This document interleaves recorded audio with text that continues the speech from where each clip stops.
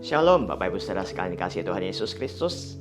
Senang sekali saya dapat kembali menjumpai Anda di dalam renungan hari ini.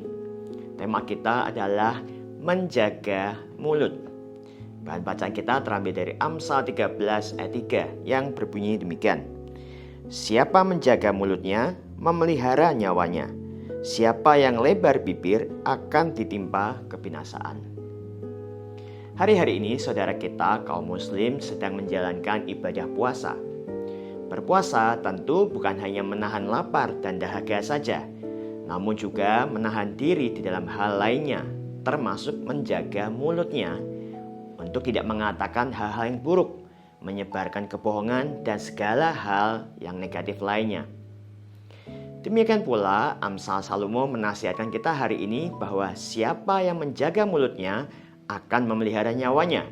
Sebaliknya siapa yang lebar bibir, artinya tidak menjaga mulutnya, akan ditimpa kebinasaan.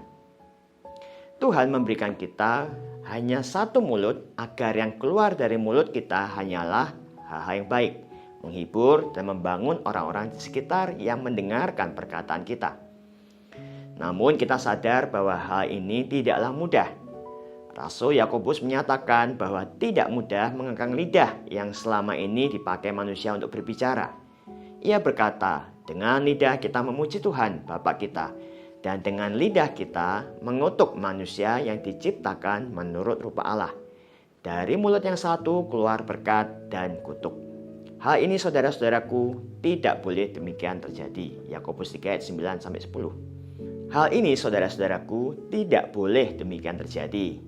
Yakobus 3 ayat 9-10. Mengapa bisa demikian? Tuhan Yesus berkata, karena yang diucapkan mulut meluap dari hati.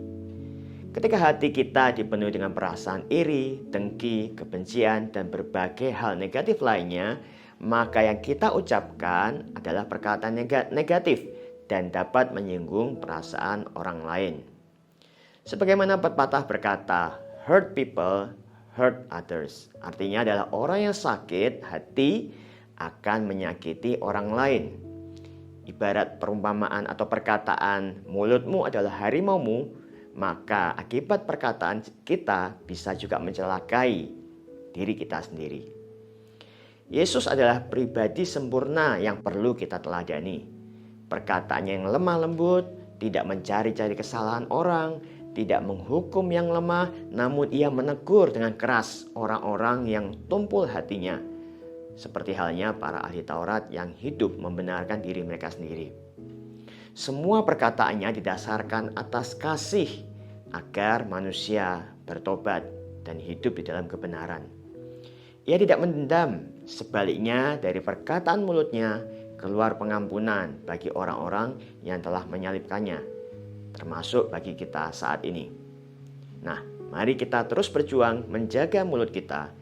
Terlebih dari itu, menjaga hati kita agar apa yang keluar dari mulut kita menjadi berkat bagi banyak orang. Amin.